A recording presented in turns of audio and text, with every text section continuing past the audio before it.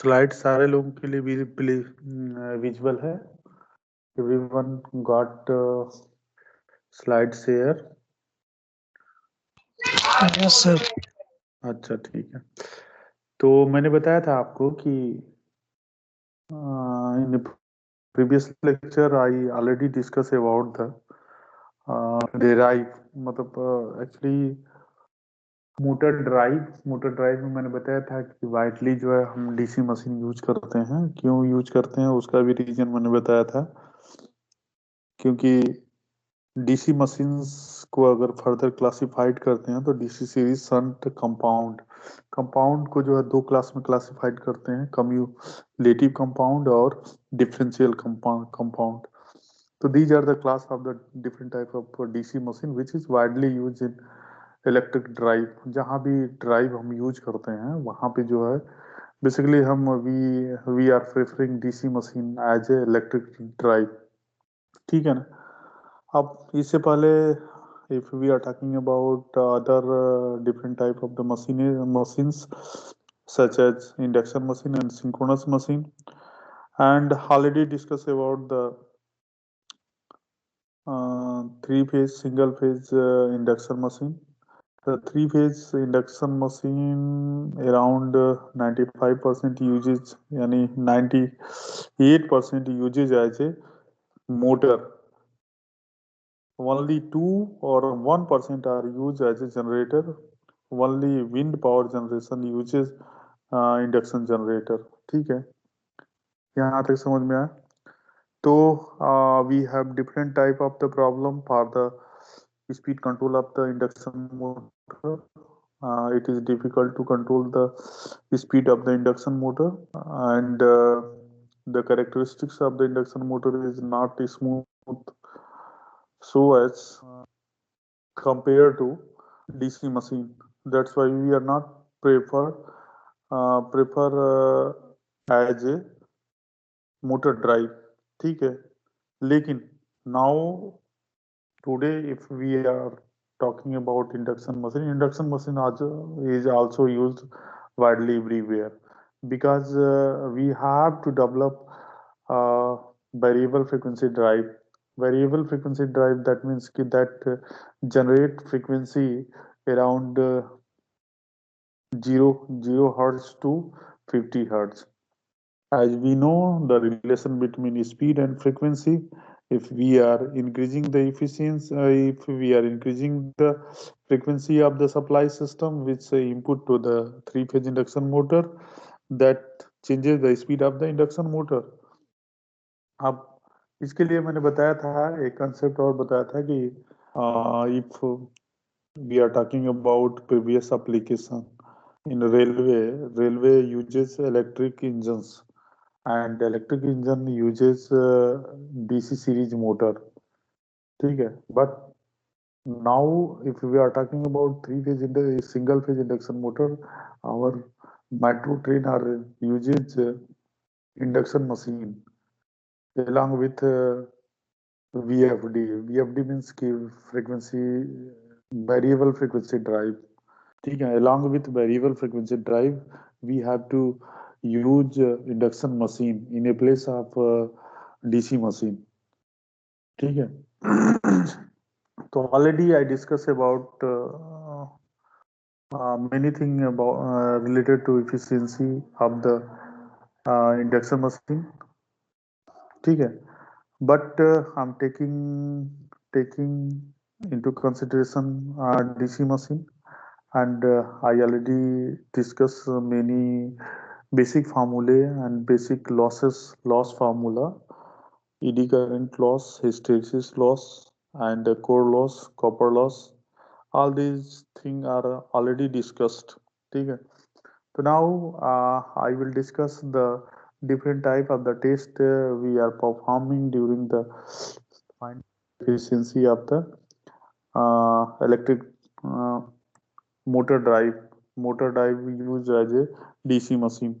That's why I'm taking different type of the DC machine and different type of the test through we are finding the efficiency of the machines. ठीक है, So now I will discuss step by step of each test which we perform on a DC machine.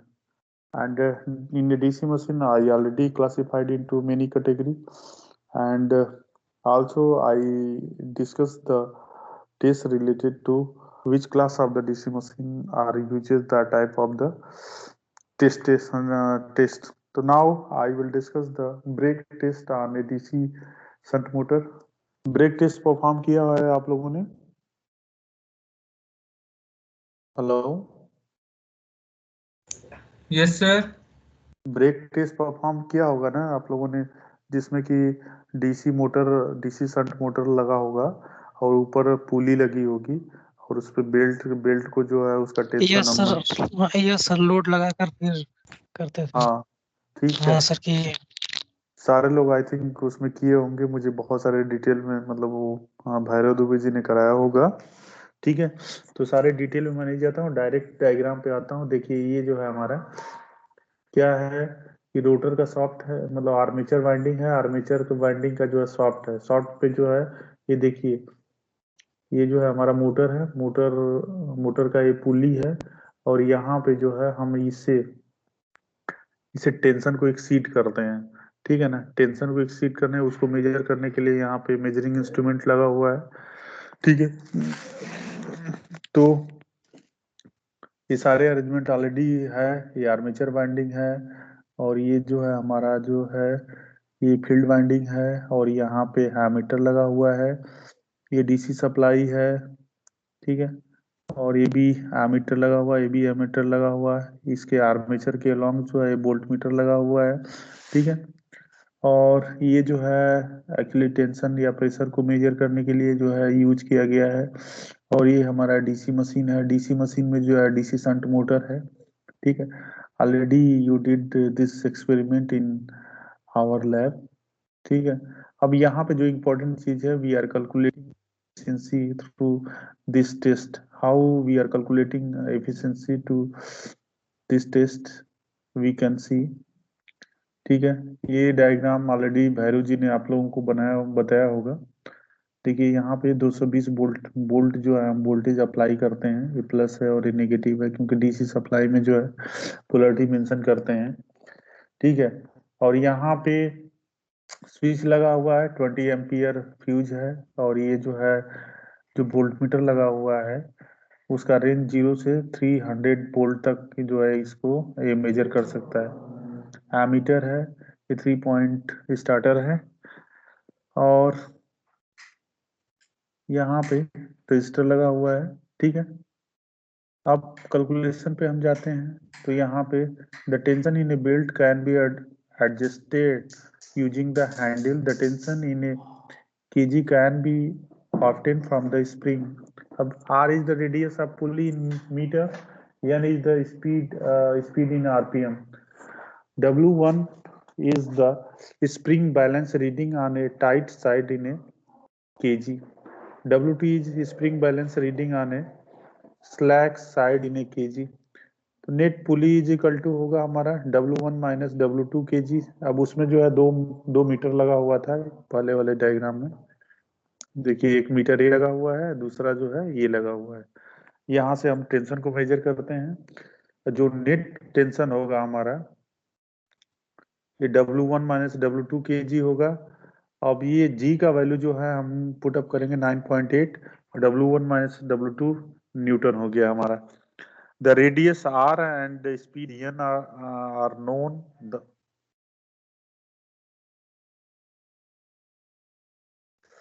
अब देखिए यहाँ पे जो है W1 minus W2 into R हो गया हमारा, न्यूटन मीटर में आएगा। ठीक है ना, एक्चुअली क्या है, अगर हमको सॉफ्ट टार्क अगर फाइंड आउट करना है तो क्या करना होगा, फोर्स इंटू रेडियस करना होगा। अब फिर फोर्स जो है हमारा इसके फॉर्म में है। ठीक है, तो हमने यहाँ पे फोर्स फाइंड आउट कर लिया और R से मल्टीप्लाई कर दिया तो टोटल न्यूटन हमारा आ गया, न्यूटन मीटर में जो है हमारा सॉफ्ट टार्क आ गया।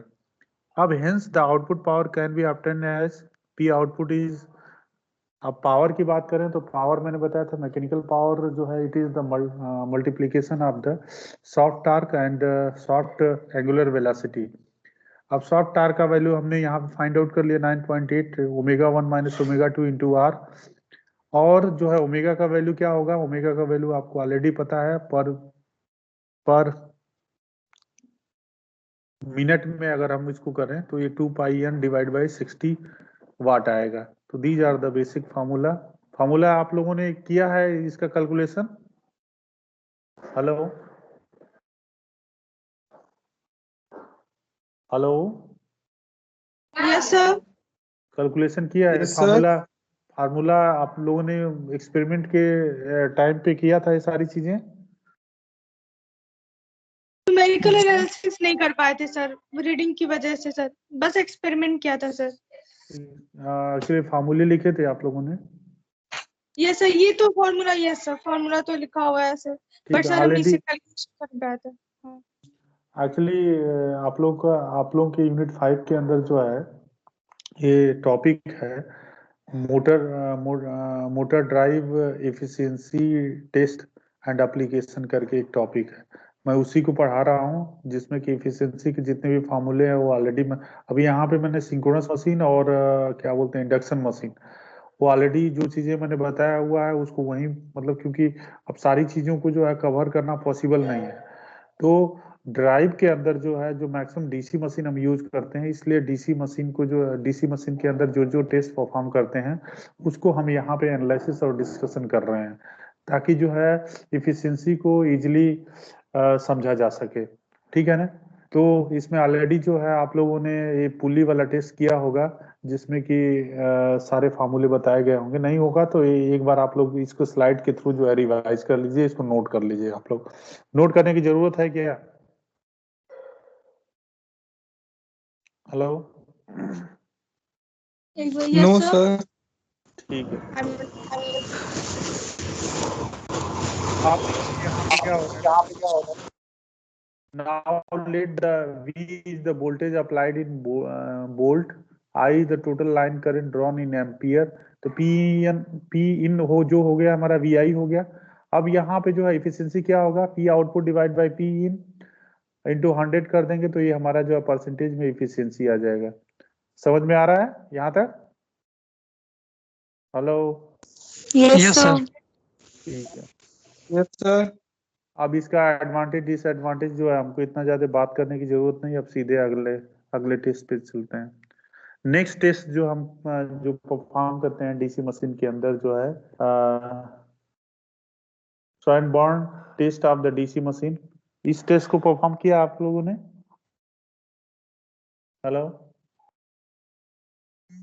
सर नहीं, नो सर, ये वाला नहीं किए। नहीं किया था सर। देखिए, this test is the indirect method of the testing a DC machine. It name after ये जो है ये साइंटिस्ट थे जिनके नाम पे इस टेस्ट को जो है रखा गया।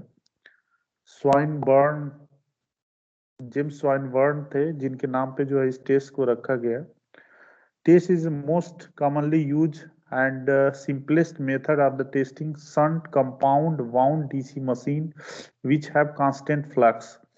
That means if we are talking about the test, we have shunt and we have compound wound DC machine, then we have to use this test. ठीक है ना? This is the simplest test for the shunt and compound wound DC machine which have constant flux. If we are talking about shunt and compound wound DC machine, it has constant flux. For the constant flux, we are using Swinburne test. ठीक है ना? अब देखते हैं, we can see how we perform the test in a DC shunt and a compound wound DC machine. In this test, the efficiency of the machine at any load is predetermined. We can run the machine as a motor, as a generator. In this method, the testing no load loss are measured. अब इसके through हम क्या find out करते हैं? We are finding the no load losses already मैं discuss कर चुका था ट्रांसफार्मर के केस में नो लोड लॉसेस क्या होते हैं और कॉपर लोड लॉसेस क्या होते हैं। लेकिन डीसी मशीन की अगर बात करें तो डीसी मशीन के अंदर जो है अगर नो लोड लॉसेस को अगर फाइंड आउट करना है तो हमको इस टेस्ट को परफॉर्म करना होगा separately. Eventually we determine the efficiency, क्योंकि by finding losses we are finding the efficiency of any machine, जो कि मैं ऑलरेडी बता चुका हूँ। Single phase induction, single phase transformer के केस में भी मैंने बताया था, बाकी मशीन के केस में भी बताया था कि अगर हमको एफिशिएंसी फाइंड आउट करना है तो हमको लॉसेस फाइंड आउट करने होंगे। लेकिन अगर डीसी मशीन की बात करें, इसमें स्पेशली जो है शंट और या कंपाउंड वाउंड डीसी मशीन की बात करते हैं, तो इसमें जो है फ्लक्स जो है कांस्टेंट होगा। फ्लक्स कांस्टेंट होने की वजह से जो है इस टेस्ट को परफॉर्म करके no load losses find out हम कर लेते हैं। ठीक है, the circuit connection for the Swinburne test is shown in इतना machine adjust the rated speed, और यहाँ पे जो मशीन का स्पीड होगा वो रेटेड स्पीड होगा। ठीक है, देखिए अब यहाँ ये जो हमारा आर्मेचर वाइंडिंग है और ये जो है फील्ड वाइंडिंग है, यहाँ पे रेजिस्टेंस लगा हुआ है, वेरिएबल रेजिस्टेंस है, इसको एडजस्ट करके जो फील्ड करंट को हम एडजस्ट करते हैं। एमीटर A1 है और एमीटर जो है A2 लगा हुआ है। यहाँ पे शंट करंट जो है ISH से हमने रिप्रेजेंट किया हुआ है, ये IA है, और ये नो लोड करंट जो है। ठीक है, अब इसमें क्या हो रहा है उसके बारे में थोड़ा सा हम बात करते हैं। अब इस एफिशिएंसी कैसे कैलकुलेट करते हैं। I naught is no load current, it can be measure by the ammeter A1। मैंने अभी देखा है कि एक एमीटर लगा होता है A1, ठीक है। ISH is the field, it can be measured by the A2। दूसरा जो एमीटर लगा हुआ था वो A2 लगा हुआ था, यानी कि नो लोड करंट को जो है A1 के थ्रू मेजर करते हैं और शंट फील्ड करंट को जो है हम A2 के थ्रू जो है मेजर करते हैं। तो then no load armature current is I naught minus ISS, shunt को सब्ट्रैक्ट कर दिया तो हमारा जो नो लोड करंट आ गया। Also let V is the supply, therefore the no load power input is equal to V I naught वाट जो है हमारा नो लोड पावर हो गया, क्योंकि पावर डीसी के केस में क्या होगा, पावर V इंटू आई होगा, वोल्टेज इंटू करेंट। ठीक है, since the no load mechanical output of the machine is zero, Swinburne test no load इतना। ठीक है, अब यहाँ पे सीधा जो है no load input power is only use by the supply losses, the value of the armature losses I naught minus ISS square. अगर कॉपर लॉस की बात करें, नो लोड कॉपर लॉस की बात करें, तो नो लोड कॉपर लॉस जो है क्या होगा, I नॉट बाई ISH ही तो होगा। सुनाई दे रहा है? Yes, sir. देखिए यहाँ यस सर। ये जो हमारा ये जो है हमारा एक एमीटर लगा हुआ है जिसको A1 से हमने रिप्रेजेंट किया हुआ है। दूसरा जो यहाँ पे एमीटर लगा हुआ है वो A2 से रिप्रेजेंट किया हुआ है। ठीक है, अब इसके अंदर जो है करंट जो फ्लो होगी इसको हम I नॉट बोल रहे हैं, और यहाँ पे जो करंट फ्लो हो रही है वो IA करंट फ्लो हो रही है, और शंट फील्ड के अंदर जो करंट फ्लो हो रही है वो करंट फ्लो हो रहा है वो ISH हो रहा है। ठीक है, यहाँ तक क्लियर है। अब नो लोड करंट को अगर मेजर करना है तो I1 की रीडिंग, जो I1 का रीडिंग आएगा वही जो है नो लोड करंट आएगा। समझ में आ रहा है? अगर आर्मेचर करंट को अगर फाइंड आउट करना है तो आर्मेचर करंट कैसे फाइंड आउट करेंगे, IA इज इक्वल टू हो जाएगा I नॉट माइनस ISH। ठीक है, समझ में आ रहा है यहाँ तक? Yes sir. ठीक है, तो ये जो है नो लोड आर्मेचर करंट जो है हमारा क्या आ गया, I नॉट माइनस ISH। अब इसमें मैंने बताया था ना आपको कि IA का वैल्यू अगर फाइंड आउट करना है तो I नॉट माइनस ISH करेंगे तो IA का वैल्यू आ जाएगा। तो ये जो है हमारा नो लोड करंट यहाँ से आ गया I नॉट माइनस ISH। ठीक है, अब जो है नो लोड पावर कैसे आएगा, no load power find out करने का तरीका ये होता है, ये V इंटू आई नॉट जो है हमने A1 के थ्रू जो है मेजर किया हुआ है। ठीक है, अब दो जो है अगर हमको कॉपर लॉस फाइंड आउट करना है तो कॉपर लॉस जो है आर्मेचर वाइंडिंग कहाँ पे हमने किया हुआ है, आर्मेचर वाइंडिंग के अंदर किया हुआ है। ठीक है ना, आर्मेचर लॉस अगर हमको फाइंड आउट करना है तो रोटर के अंदर जो है जो करंट फ्लो हो रहा है हमारा, जो आर्मेचर करंट आईए करंट फ्लो हो रहा है, उसका वैल्यू मैंने बताया था कि आई नॉट, उसका वैल्यू जो है I naught minus I S H square into R A हो गया। ये जो हमारा रोटर का जो है कॉपर लॉस आ गया, समझ में आ रहा है। अब now no get the constant loss, we have to subtract the armature loss from the input. अब ये जो है हमारा क्या आ गया, अब सीधे सीधे जो है कांस्टेंट लॉसेस जो क्या आएगा, V I naught minus bracket के अंदर I naught minus I S H square R A. मतलब कि टोटल लॉस में जो है अगर हम copper loss, armature copper loss को सब्ट्रैक्ट करते हैं तो हमारा जो है कांस्टेंट लॉस आएगा या कोर लॉस आ जाएगा। तो यहां से जो है सीधा सीधा जो है हमारा कॉपर लॉस जो है आ जाता है I V into I naught minus bracket के अंदर I naught minus I S H का स्क्वायर इंटू आर ए। ठीक है, यहां तक समझ में आ रहा है कि नहीं आ रहा है? Yes sir. अगर हमको जो है कोर लॉस फाइंड आउट करना है, सर स्लाइड शो नहीं हो रही है कुछ। बाकी लोगों को भी नहीं हो रही है स्लाइड? सर शो कर हो रही रही है। है सर, हाँ, हो रही है सर। सबको सबको दिखाई दे रहा है प्रॉपर? Yes sir. ठीक है। संजय देखो, तुम्हारे एंड पे जो है कोई सिग्नल प्रॉब्लम होगी, इसके वजह से नहीं हो रहा जैसे होगा। दोबारा कनेक्ट। हाँ, दोबारा कनेक्ट कर लो। ठीक है, तो अब जो है कोर लॉस या कांस्टेंट लॉस फाइंड आउट करना है तो कॉपर लॉस को घटा देंगे। तो यहाँ पे हमने कॉपर लॉस को घटा दिया, सीधे सीधे हमारा आ गया I is the load current at which we have calculated the efficiency of the machine. The armature current IA will be I minus ISH when the machine is motoring and IA is equal to, अब वो ये जो case आ रहा था हमारा generator के case में आ रहा था, मोटर के केस में क्या आएगा, I प्लस ISH आएगा। तो अब ये इक्वेशन जो है हमारा किस में चेंज हो जाएगा, अब देखिए यहाँ पे the calculation of the efficiency when machine is motoring load. अब इसमें क्या होगा, इनपुट माइनस लॉसेस जो हमारा आउटपुट हो जाएगा कि V I minus copper loss, core loss हो गया डिवाइड बाय पावर इनपुट। अब से सिमिलरली जो है calculation of the when machine is generating on a load. अब देखिए यहाँ पे V I minus copper loss plus core loss divide by power input. तो इसके थ्रू जो है हम इफिशियंसी फाइंड आउट कर लेते हैं मोटर और जनरेटर का, दोनों। ठीक है, यहां तक समझ में आया? Hello yes sir. वंदना, समझ में आया चीजें proper? Yes sir. Yes sir. ठीक है, अब नेक्स्ट टेस्ट की तरफ हम बढ़ते हैं।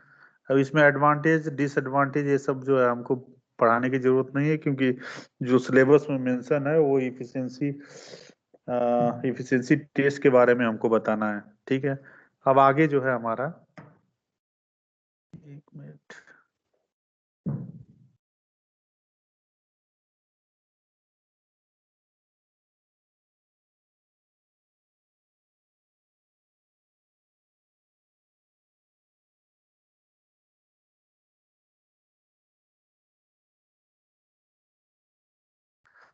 Field test for a series. इस टेस्ट को परफॉर्म किया आप लोगों ने? Hello hello, yes sir. Yes sir. इस टेस्ट को परफॉर्म किया आप लोगों ने लैब में? No sir. चलिए ठीक है, इसको ना, समझने नो की सर। ठीक है। अब देखिए यहाँ पे क्या है हमारा, ये जो है हमारा मोटर सीरीज फील्ड है और ये जो है जनरेटर सीरीज फील्ड है। ठीक है, अब ये आर्मेचर है, एक मोटर का आर्मेचर है, दूसरा जो है जनरेटर का आर्मेचर है। ठीक है, समझ में आ रहा है? अब यहाँ पे ये मोटर का आर्मेचर है और ये जनरेटर का आर्मेचर है। मोटर का जो आर्मेचर है, आर्मेचर के सीरीज में जो है मोटर का सीरीज फील्ड जो है लगा हुआ है। अब ये जो है इसी के सीरीज में जनरेटर का जो है सीरीज फील्ड लगा हुआ है यहाँ पे। समझ में आ रहा है? Yes sir. अब इसको आर्मेचर में क्या किया गया है कि यहाँ पे एक जो है एमीटर लगा दिया गया है, वेरिएबल रेजिस्टेंस है, और इसके क्रॉस जो है वोल्टमीटर V2 लगा दिया गया है। आर्मेचर के क्रॉस जो है एक वोल्टमीटर V1 लगाया गया है। ठीक है, सर्किट समझ में आ रहा है? Yes sir. आई थिंक ये जो है हमारा यहाँ पे जो सीरीज फील्ड जो दिखा रहा है कि मोटर के सीरीज में ही लगा हुआ है, लेकिन इसके लिए जो है शंट जनरेटर की तरह ये काम कर रहा है। समझ में आया? इसका कनेक्शन इस तरह से यहाँ पे डीसी सप्लाई अप्लाई किया गया है, ये सीरीज एक फील्ड वाइंडिंग को लगा दिया गया है, यहाँ पे जो है एक सीरीज फील्ड वाइंडिंग और लगाया गया है जो कि इसके जो है इसके लिए एक्साइटर का काम कर रहा है ये। ठीक है, अब इसके थ्रू जो हम क्या क्या फाइंड आउट करते हैं उसके बारे में थोड़ा सा हम बात कर लेते हैं। This is one of the method of the testing the DC series motor. Unlike shunt, the series motor cannot be tested by the method which area available for the shunt, as it is impossible to run the motor. Actually क्या कर रहे हैं, if we are talking about testing of the DC series, we can't use normal test which we perform for the testing of DC shunt motor and DC compound wound motor. ठीक है ना? For a series motor we have to use different type of test. We can't be use normal test. Then for the testing DC series motor we have to perform a different type of the arrangement for the testing a DC series motor, and this is the arrangement for the finding the efficiency of the DC series motor. ठीक है?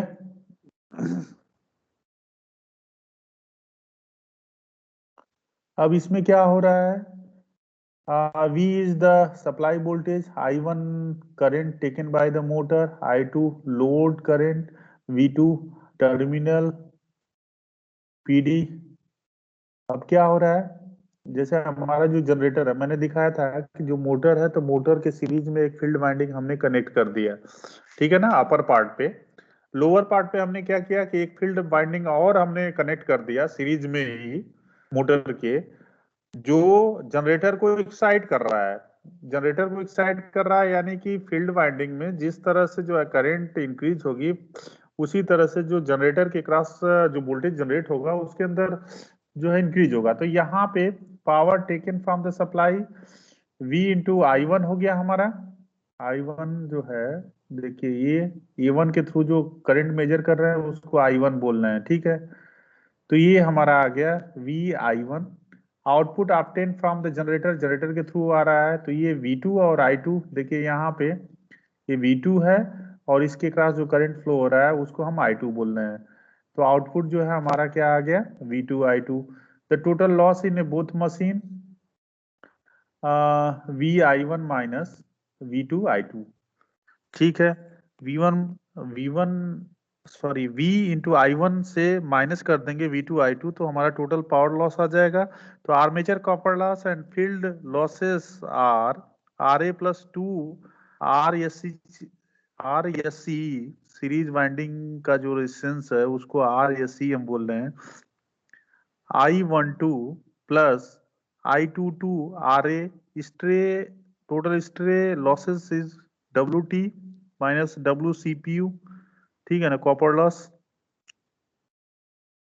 अभी ये जो है हमारा stray loss पर machine WS is equal to WT minus WCU divide by 2 कर देंगे। तो ये जो है for a motor the input is V1 I1, total loss जो है हमारा आ गया I12 RA जो है आर्मेचर रेजिस्टेंस है, और RSC जो है सीरीज रेजिस्टेंस है, और ये जो है हमारा field copper loss plus stray loss हो गया है हमारा यहाँ पे। तो ये जो है the efficiency of the motor is equal to output divide by input. अब ये जो है हमारा efficiency is equal to V1 I1 minus I1 square bracket के अंदर RA plus RSC plus WS divide by I1 हो गया। ठीक है, यहां तक समझ में आया? Hello? Yes yes sir. Sir. ठीक ठीक। Yes, sir. अब जनरेटर के केस में क्या हो रहा है? जनरेटर के केस में जो है the efficiency of the generator is little importance because it is running under the condition of the separate excitation still. अब इसमें क्या हो रहा था, जो फील्ड वाइंडिंग जो सीरीज में हमने जो है lower part of armature winding जो मोटर था जिसमें यूज कर रहे थे, वो जनरेटर के संट की तरह का संट वाइंडिंग की तरह काम कर रहा था। ठीक है, तो ये जो है हमारा टोटल कितना, total output of the generator V2I2 हो गया हमारा। Field copper loss I12 RSC हो गया, सॉरी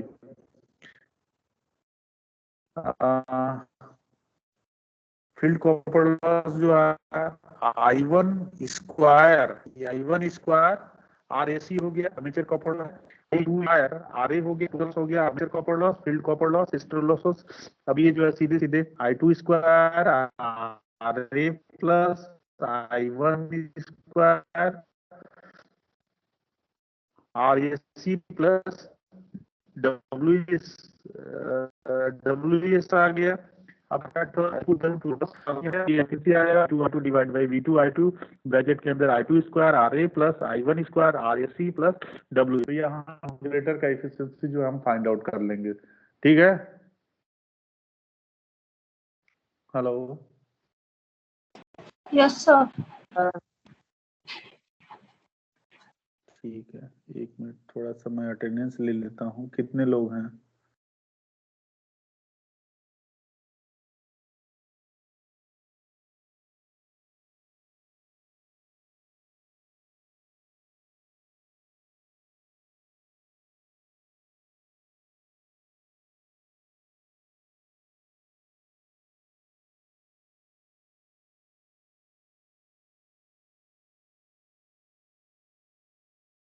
इसके बाद हॉकिंस टेस्ट परफॉर्म किया था आप लोगों ने? हेलो? No sir. ये भी टेस्ट परफॉर्म नहीं किया था? नहीं करा ये सर। सारे टेस्ट डीसी मशीन के अंदर जो है काफी इंपॉर्टेंट टेस्ट है सारे। चलिए ठीक है, कोई बात नहीं, इसको पढ़ लेंगे क्योंकि अब हमारे पास टाइम कम बचा है, तो इसको जो है थोड़ा। Hawkins test is another useful method for the testing the efficiency of the DC machine. It is full load test. It requires two identical machines which are coupled to each other. One of these two machines is operated as a generator to supply the mechanical power to the motor, and other is operated as a motor to drive the generator. For this purpose, back-to-back driving the motor and generator. Hawkins is also called back-to-back test or regenerative test if। अब देखिए इसमें क्या हो रहा है कि इसमें जो है दो मशीन हम लेते हैं, एक को जनरेटर की तरह यूज करते हैं और दूसरे को जो है मोटर की तरह यूज करते हैं। ठीक है, और कभी कभी जो है इसको बैक टू बैक टेस्ट भी बोलते हैं या कभी कभी रीजनरेटिव टेस्ट भी बोलते हैं।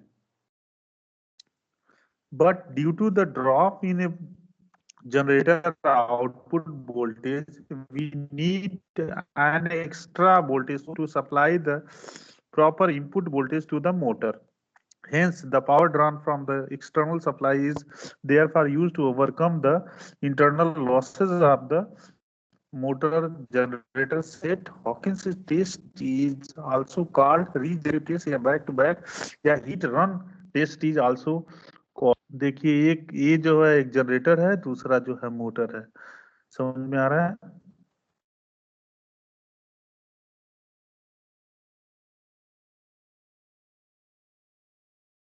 अब देखिए जो अरेंजमेंट है, अरेंजमेंट में किस तरह से किया गया है। ये हमारा मोटर है, मोटर का आर्मेचर वाइंडिंग है, ये जो है हमारा फील्ड वाइंडिंग है, वेरिएबल रेजिस्टेंस यहाँ पे लगाया गया है। यहाँ पे I4 करंट फ्लो हो रहा है। तो यहाँ पे हमने एक्सटर्नल डीसी वोल्टेज को अप्लाई किया हुआ है इन दोनों टर्मिनल के बीच में। I2 करंट यहाँ पे फ्लो हो रही है और यहाँ पे एक वोल्ट मीटर लगाया हुआ है हमने। ठीक है, अब इसमें क्या है, इसमें कौन कौन सी करंट फ्लो हो रही है। अब ये जनरेटर है, ठीक है, जनरेटर है, इसका फील्ड वाइंडिंग जो है। अब बेसिकली ये दोनों मशीन जो है शंट डीसी मशीन है। एक मोटर एक को जो है मोटर की तरह यूज किया जा रहा है, दूसरे को जो है जनरेटर की तरह यूज किया जा रहा है। ये कॉमन पार्ट है, फील्ड वाइंडिंग है ये।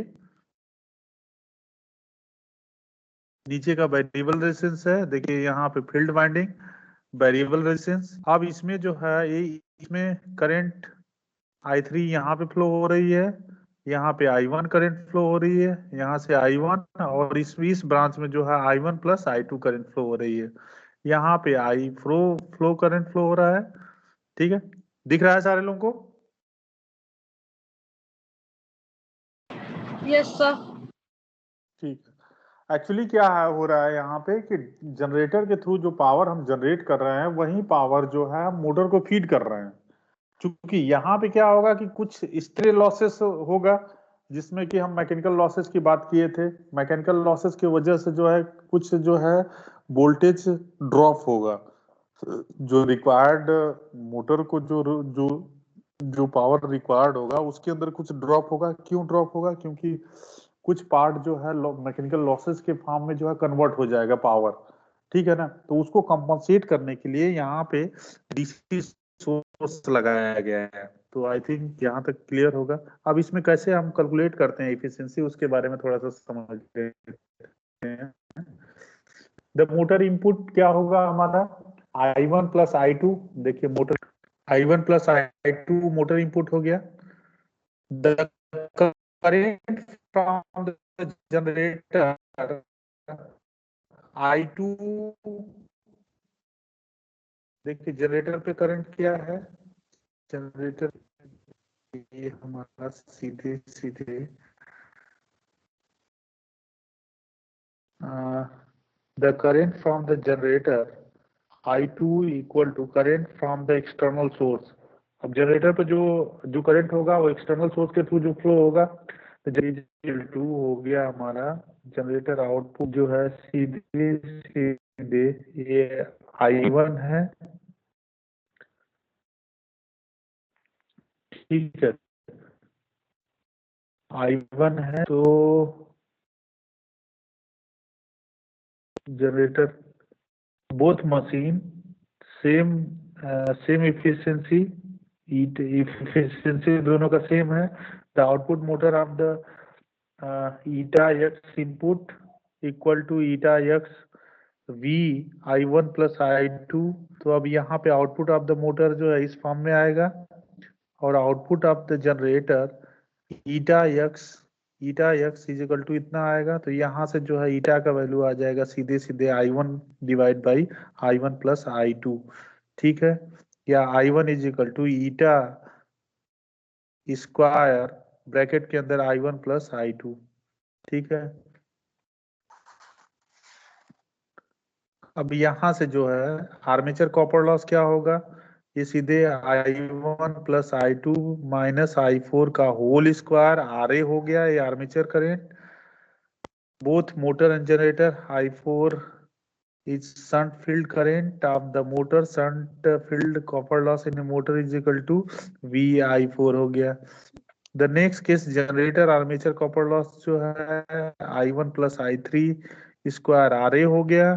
ठीक है, और ये जो है जनरेटर का जो है शंट कॉपर लॉस होगा VI3 हो जाएगा। और यहाँ से जो है power drawn from the supply VI2, therefore the stress losses of the both machine is equal to V VI2 minus I1 plus I2 minus I4 का square RA plus VI4 plus bracket के अंदर I1 I3 square RA V इतना। अब यहाँ पे जो है then stray loss machine, दो मशीन है तो उसका एवरेज ले लेंगे तो W/2 हो जाएगा। तो यहाँ से सीधे सीधे आ गया हमारा जनरेटर के केस में VI1 प्लस WG का वैल्यू सीधे इतना आएगा हमारा।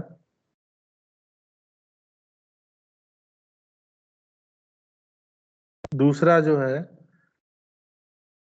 इफिशिएंसी ऑफ द मोटर के लिए जो है ये आ जाएगा, लॉसेस यहाँ से आएगा, और ये जो है हमारा फाइनल इफिशिएंसी का फॉर्मूला है।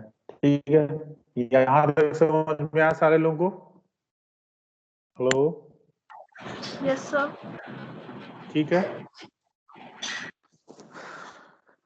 तो इसको लिखने की जरूरत है क्या? चलिए मैं इसको मैं व्हाट्सएप कर दूंगा या मेल कर दूंगा आप लोगों को। ठीक है,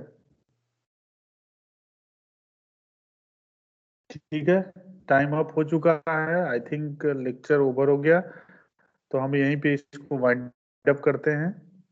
ठीक है, ओके सर।